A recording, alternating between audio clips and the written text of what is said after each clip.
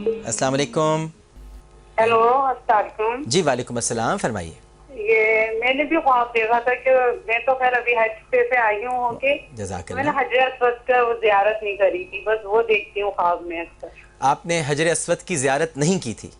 بس وہ ہاتھ نہ لگا سکی میں نا. اب آپ تو اس بس کو وہ دیکھتی مسلسل ہوں خواب میں. اب آپ مسلسل خواب میں دیکھتی ہیں حجر اسود کو؟ جی آج اچھا، تیسرا چوتھا دن کس ہو حالت گیا. میں دیکھتی ہیں آپ حجر اسود کو؟ اسے چوم رہی ہیں، اس کے میں قریب ہیں؟ تہجد پڑھ کے جب سوتی ہوں نا تو جب یہ چیز مجھے ضرور نظر آتی. نہیں، آپ نے سنا نہیں میرا سوال.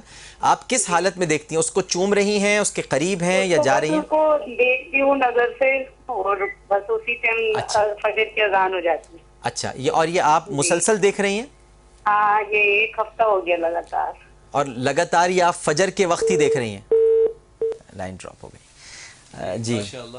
دیکھیے، ایک تو فجر کا وقت مبارک ہوتا ہے، اور دوسرا مائنڈ سائنسز میں آدمی نیند میں ڈیپ اس وقت جاتا ہے جب وہ رات کے تیسرے پہر میں ہوتا ہے. یعنی جو مختلف دریاؤں سے گزرتا ہے تو پچھلے پہر جا کے دماغ جو ہے وہ گہری نیند میں ہوتا ہے، تو پھر اس کا باطن زیادہ جاگ جاتا ہے. اس لیے کہتے ہیں کہ اس وقت کے خواب زیادہ حقیقت سے قریب ہوتے ہیں. یہ ان لوگوں کے لیے جو مذہبی طور پہ ابھی مکمل نہ ہو، ورنہ حقیقت تو یہ کہ فجر کا وقت جو ہے وہ بہت وہ نزول کا وقت ہے، فرشتوں کی آمد کا وقت ہے. جی قرآن کا نزول اور بہت مبارک باتیں. تو بہت مبارک خواب ہے. حجر اسود کا نہ دیکھنا ایک ایسی کمی کا احساس ہے جو بار بار ان کو وہ دلاتا ہے. لیکن میں کہتا ہوں بہت مبارک ہو. وہ ایک دفعہ آپ دیکھ لیتی ہیں، اس سے زندگی بھر کا دیکھنا ماشاءاللہ آپ کو مبارک ہو.